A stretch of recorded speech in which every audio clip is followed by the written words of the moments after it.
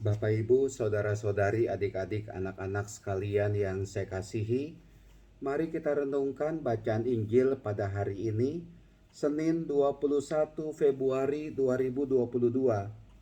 Bacaan Injil diambil dari Markus bab 9 ayat 14 sampai dengan 29.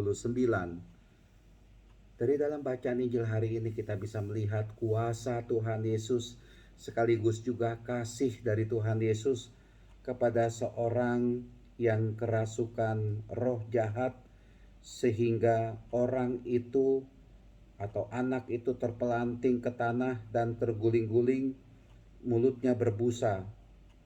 Bahkan orang tuanya itu menceritakan bahwa kadangkala roh jahat itu melemparkan anak itu ke dalam api, ke dalam air untuk membinasakannya. Lalu Tuhan Yesus mengabulkan permohonan orang tuanya itu dan membuat anaknya itu lepas dari roh jahat, dari bisu tuli, roh jahat yang membuat dia menjadi bisu tuli itu. Sungguh suatu sukacita dari orang tua dan anak itu juga. Tapi yang menarik di sini dari dalam bacaan Injil, ada kalimat dari Tuhan Yesus. Jawab Yesus, katamu jika engkau dapat. Tidak ada yang mustahil bagi orang yang percaya. Bagi orang yang percaya kepada Tuhan Yesus tidak ada yang mustahil. Segera ayah anak itu berteriak, aku percaya, tolonglah aku yang kurang percaya ini. Percaya. Mari Bapak Ibu, saudara-saudari terkasih, kita sungguh percaya kepada Tuhan Yesus.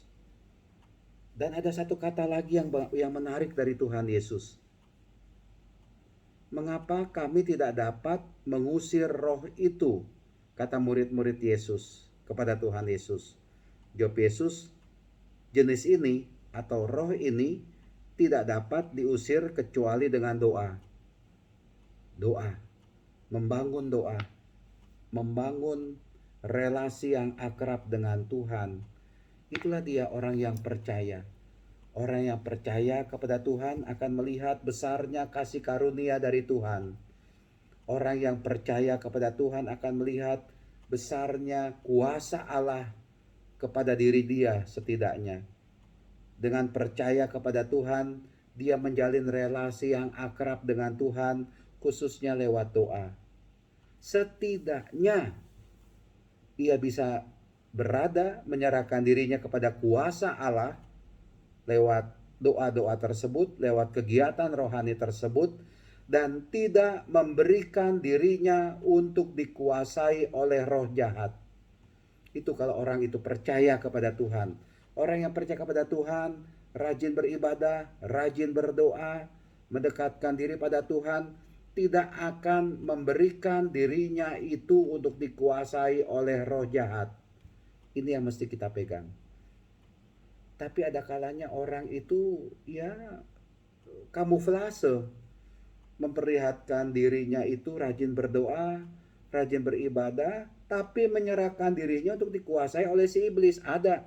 Dan hati-hati ketika dia tanda kutip berpura-pura berdoa, melakukan doa hanya untuk dilihat oleh orang lain,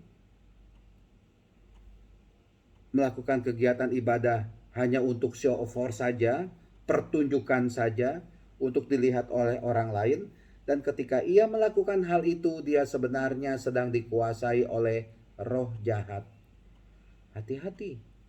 Roh jahat itu, iblis itu bisa membuat kita seolah-olah taat kepada Tuhan, sebenarnya tidak taat.